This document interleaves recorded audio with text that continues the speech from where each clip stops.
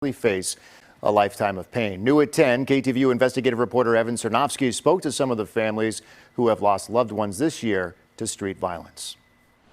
I didn't know what to say or how to say it to try and explain to a child. It's a conversation no parent ever wants to have. Telling your 4-year-old daughter her dad is dead. I am a conjurer, imagining realms that aren't yet there. But families across Oakland are increasingly having these conversations as homicides near a 10-year high and street violence swells out of control. Then the questions start to come about where is he, what's going on, why can't I talk to him, why can't I see him?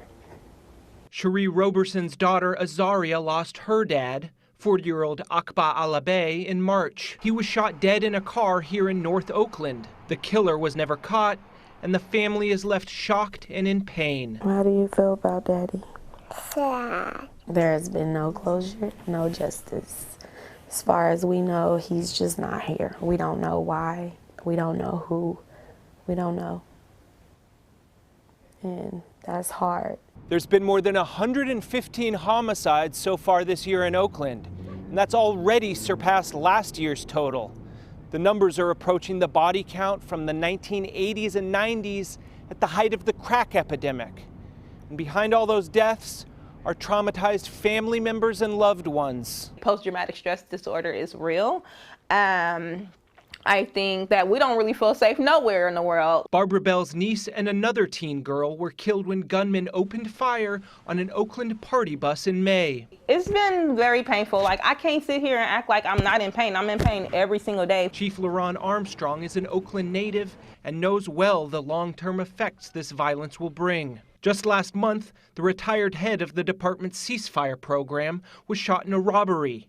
And in another tragedy, a 15-year-old girl was shot dead in a road rage incident. So much violence, so many guns, so many senseless lives lost. If this is not a calling to everybody in this community that there is a crisis, I don't know what is. Without really good support and resources and intervention, people suffer with the impact of this for years. Dr. Gina Castro-Rodriguez is a clinical psychologist and victim advocate with the California Prosecutors Alliance.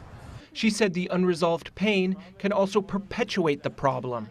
Sometimes it comes when people try to take justice into their own hands. Things don't get settled, things don't get resolved, we don't get answers.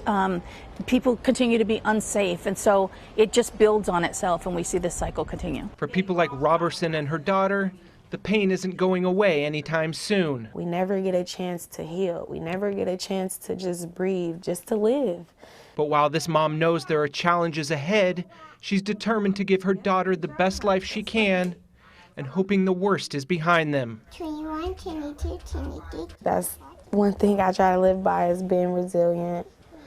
I refuse to give up, and I have to set an example for her. She sees everything. In Oakland, Evan Cernovsky, KTVU Fox 2 News.